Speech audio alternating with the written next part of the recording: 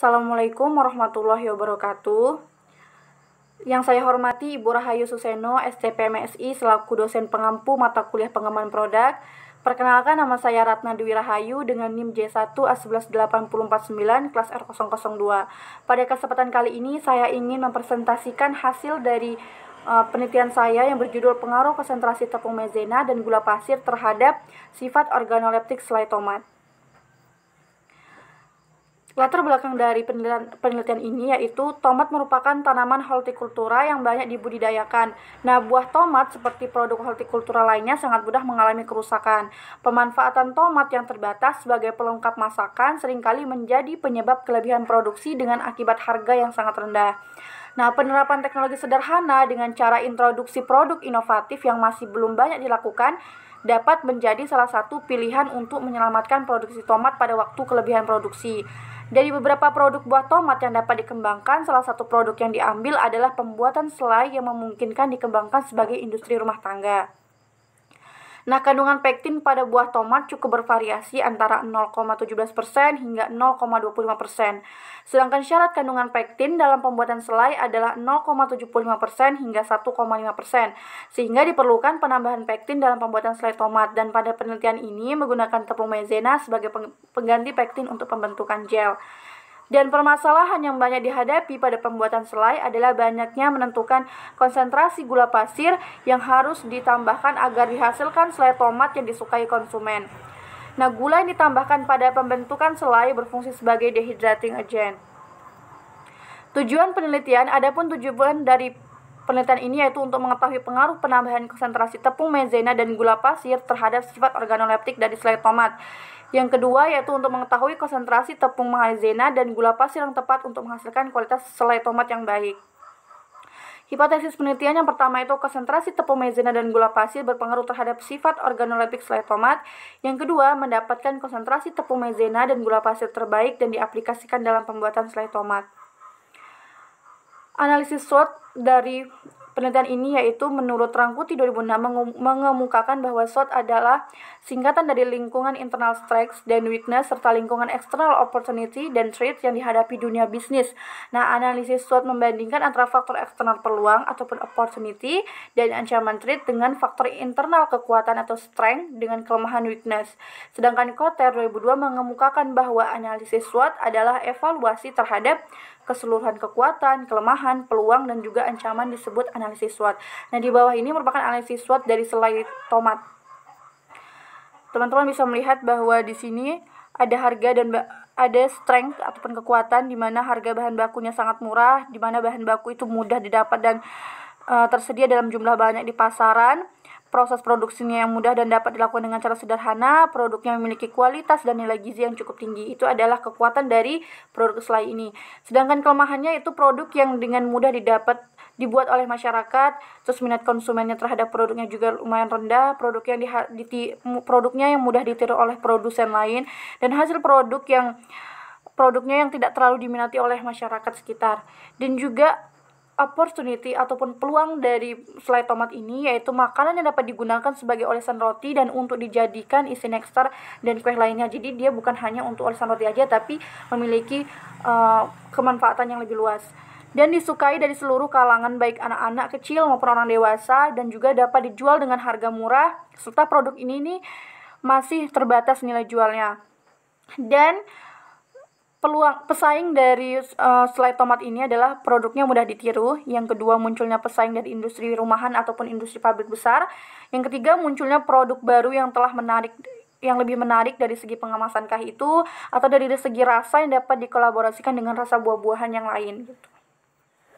Dan metodologi penelitian, waktu dan tempat penelitiannya itu dilaksanakan pada bulan Maret 2021 bertempat di rumah peneliti yaitu saya sendiri di RT 08 Blok B SP5 Desa Pinang Gading, Kecamatan Merlung, Kabupaten Tanjung Jabung Barat, Provinsi Jambi. Bahan dan alat yang digunakan dalam penelitian ini adalah buah tomat, Solanum lycopodium, ada gula pasir, air, dan juga tepung maizena. Sedangkan alat yang digunakan dalam penelitian itu yaitu timbangan analitik, blender, pisau, telenan, kompor gas, baskom, diuji organoleptik ataupun kuesionernya dan juga alat tulis. Rancangan percobaan. Jadi pembuatan selai tomat dengan penambahan tepung maizena dan gula ini dilakukan dengan menggunakan rancangan acak lengkap dengan 3 perlakuan. Yang pertama itu P1G1 dengan konsentrasi tepung maizena 5% dan gula 50 gram. P2G2 yaitu konsentrasi tepung maizena 7% dan gula 60 gram. P3G3 konsentrasi tepung maizena 10% dan gula 70 gram. Di sini ada formulasi bahan pembuatan selai tomat, di mana pada bahan pertama dan ada 3 perlakuan P1G1, P2G2, dan P3G3. Pada P1G1 tomatnya 200 gram, airnya 20 ml, gulanya 50 gram, tepung maizenanya 5%. Dan pada perlakuan kedua tomatnya juga sama 200 gram, airnya juga 20 ml, dan juga gulanya 60 gram. Dan tepung maizenanya menjadi 7%. Sedangkan pada P3G3 atau perlakuan ketiga tomatnya yaitu 200 gram dan airnya 20 ml, sedangkan gulanya lebih tinggi yaitu menjadi 70 gram dan tepung maizenanya 10%. Nah, pelaksanaan penelitian ini juga dilakukan pembuatan bubur buah, di mana pembuatan bubur tomat mengacu pada penelitian Suchitra 2018, yaitu buah tomat disortir, lalu dicuci untuk menghilangkan kotoran-kotoran yang berada di buah, kemudian dipotong kecil-kecil dan ditimbang sebanyak 200 gram. Selanjutnya proses penghancuran menggunakan blender dengan penambahan air dengan 20 ml sampai menjadi bubur tomat.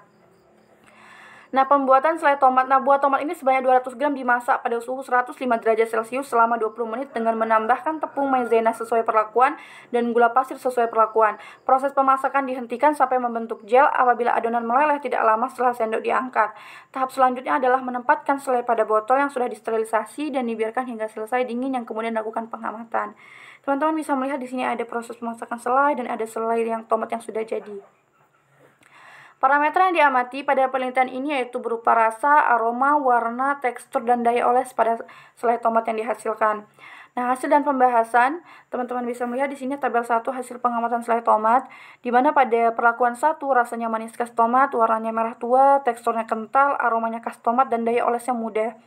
Sedangkan pada perlakuan 2 yaitu sangat manis dan sedikit khas tomat rasanya dan warnanya menjadi merah tua juga, teksturnya kental sedikit kenyal, aromanya khas tomat, dan daya olesnya sedikit sulit dioles karena penambahan gulanya yang meningkat. Dan pada perlakuan 3 sangat manis dan sedikit rasa khas tomatnya, warnanya merah sedikit kecoklatan, sangat kental dan sangat kenyal, khas tomat dan sedikit sulit dioles. Ini karena penambahan tepung maizena dan juga gula yang semakin meningkat. Hasil dan pembahasan dari segi rasa, yaitu karena uji organoleptik ini meliputi rasa, aroma, warna, dan daya oles, di mana rasa hasil analisis menunjukkan uji organoleptik rasa selai pada P1G1 dengan pencampuran 5% tepung maizena dan 50 gram gula pasir memiliki rasa yang pas dan sesuai dengan selai pada umumnya dengan rasa manis khas tomat. Sedangkan pada P2G2 ataupun dengan perlakuan kedua dengan penambahan tepung maizena 7% dan gula pasir 60 gram, serta P3G3 yaitu perlakuan ketiga dengan penambahan tepung maizena 10% dan gula pasir 70% 70 gram menghasilkan rasa sangat manis dan sedikit khas tomat. Nah, perlakuan terbaik pada selai tomat yaitu pada perlakuan P1G1. Dari hasil analisis ini dapat kita ketahui bahwa semakin tinggi dosis gula pasir yang ditambahkan, maka rasa khas dari buah tomat akan menurun. Gula memberikan cita rasa manis pada selai sehingga menyamarkan rasa khas dari buah tomat itu. Dari segi warna yang dihasilkan dari perlakuan P1G1 memiliki warna merah tua, pada perlakuan P2G2 memiliki warna merah tua, dan pada perlakuan P3G3 memiliki warna merah sedikit kecoklatan. Nah, penambahan tepung maizena tidak berpengaruh terhadap warna selai tomat, tetapi pada penambahan gula berpengaruh terhadap warna selai. Karena semakin banyak gula pasir yang ditambahkan akan menyebabkan karamelisasi yang akan mengubah warna menjadi sedikit kecoklatan akibat kristalisasi gula pasir pada selai tomat pada proses pemanasannya. Pada pengamatan tekstur, berdasarkan penelitian tekstur pada perlakuan P1G1 memiliki tekstur kental, perlakuan P2G2 memiliki tekstur sangat kental dan sedikit kenyal, dan pada perlakuan P3G3 memiliki tekstur sangat kental dan kenyal. Dari uji organoleptik tekstur dapat diketahui bahwa semakin banyak gula yang ditambahkan, maka akan terjadi kristalisasi pada permukaan gel yang terbentuk.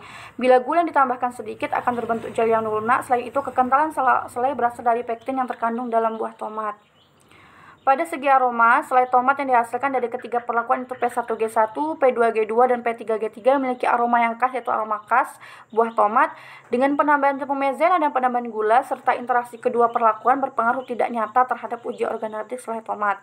Penambahan tepung maizena dan gula tidak memberikan banyak pengaruh pada aroma, karena kedua bahan tersebut tidak memiliki aroma yang menonjol dan kuat. Berdasarkan hasil penelitian aroma, semua perlakuan mendapatkan penilaian beraroma khas tomat. Karakteristik aroma selai yang sesuai dengan SNI 374/2008 mempunyai standar aroma yang normal, yaitu dikatakan normal apabila tercium bau khas selai bahan yang digunakan. Pada penelitian ini, aroma khas tomat sesuai dengan standar SNI. Dan pada daya oles, pada perlakuan P1G1 memiliki daya oles yang mudah. Pada perlakuan P2G2 memiliki daya oles yang sedikit sulit. Dan pada perlakuan P3G3 memiliki daya oles sedikit sulit untuk dioles. Hal ini terjadi karena semakin banyaknya gula yang pasir ditambahkan, maka akan terjadi kristalisasi yang akan membuat selai mengeras yang akan mempengaruhi daya oles. Dan semakin tinggi konsentrasi maizena yang ditambahkan, maka daya oles produk selai tomat akan semakin menurun. Hal ini disebabkan karena tekstur selai yang didapat dengan penambahan tepung maizena memiliki tekstur gel yang padat yang menyebabkan sulit ketika dioleskan. Nah, penjelasan menurut Nasaputra 2012, tepung maizena terdiri dari amilosa dan amilopektin. Semakin tinggi penambahan tepung maizena yang ditambahkan, maka kadar amilosa dan amilopektinnya juga akan bertambah. Baik, analisis ekonomi. Analisis ekonomi dari selai tomat ini di mana biaya bahan yang digunakan, tomatnya 2 kg dengan harga 20.000, gula pasirnya 1 kg harganya 15.000, dan tepung maizena yang 150 gram dengan harga 5.000, dan cupnya yang digunakan ada 12 cup, 1 lusin dengan harga 20.000, dengan jumlahnya bahan-bahan yang digunakan itu adalah 60.000. Nah, dari penjualan, yang pertama adalah harga produksi. Pada pembuatan selai tomat yang dikeluarkan dalam 1 kali produksi, yaitu 60.000 diperoleh 10 cup sehari dalam 1 kali pembuatan. Nah, produksi selai tomat itu yang dihabiskan tadi adalah 60.000 dibagi 10 cup seharinya, jadi 6.000 harga per bijinya.